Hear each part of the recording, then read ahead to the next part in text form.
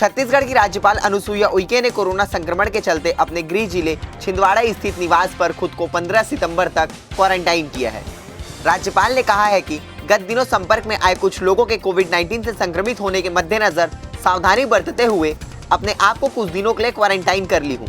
इस दौरान मिलने जुलने पर रोक लगी रहेगी। किसी को आवश्यक कार्य होने पर राजभवन की ईमेल के माध्यम से संपर्क कर सकते हैं। प्रदेश में बढ़ते संक्रमण को देख लोगों को सावधान रहने की अपील भी की है। मुख्यमंत्री भूपेश बघेल ने केंद्रीय गृह मंत्री अमित शाह को पत्र लिखकर बस्तर के युवाओं के लिए विशेष भर्ती रैली के साथ बस्तरिया बटालियन के गठन का आग्रह किया है। मुख्यमंत्री ने इसके अलावा नक्सल प्रभावित क्षेत्रों में सीआरपीएफ के अतिरिक्त बटालियन की तैनाती के साथ मोबाइल टावरों की स्थापना की मांग की। मुख्यमंत्री भूपेश बघेल ने पत्र में लिखा कि वर्ष 2018 में गृह मंत्रालय द्वारा छत्तीसगढ़ राज्य के लिए 7 अतिरिक्त सीआरपीएफ बटालियन आवंटित की गई थी, जिसे दक्षिण बस्तर के नक्सल प्रभावित क्षेत्रों में तैनात किया जाना था।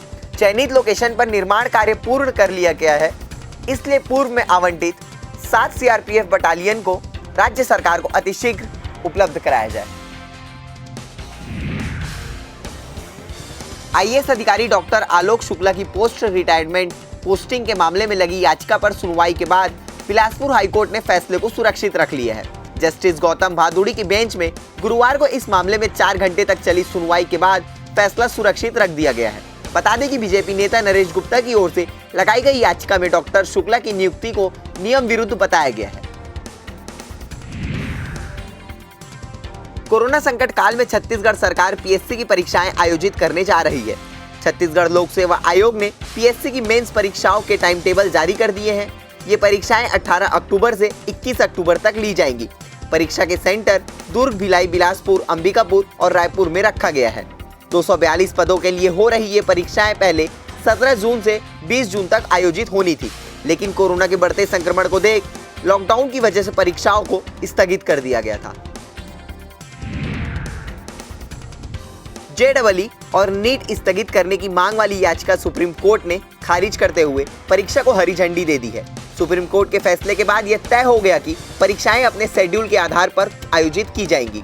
बता दें कि गैर बीजेपी शासित 6 राज्यों के मंत्रियों ने सुप्रीम कोर्ट में पूर्ण विचार याचिका दायर की थी, जिसे सुप्रीम कोर्ट ने खारिज कर दिया है। सैंडलवुड कलाकार रागिनी द्विवेदी को कर्नाटक की central crime branch CCB drugs के मामले में पूछताछ के लिए शुक्रवार को हिरासत में ले लिया गया है।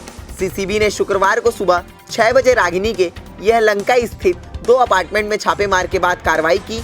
रागिनी से पहले उसके दोस्त रविशंकर को गुरुवार को ही गिरफ्तार किया जा चुका है। सीसीबी से जुड़े सूत्रों के अनुसार रागिनी के फ्लैट की तलाशी लेने के साथ उसके इनोवा कार की भी तलाशी ली गई।